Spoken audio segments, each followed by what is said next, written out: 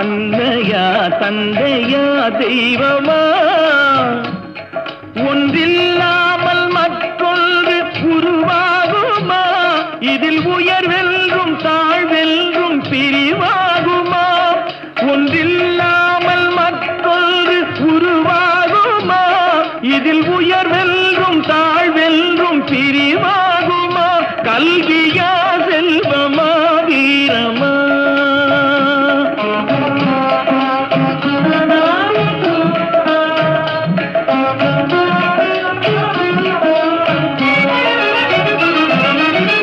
படித்தவன் கருத்தெல்லாம் சபை ஏறுமா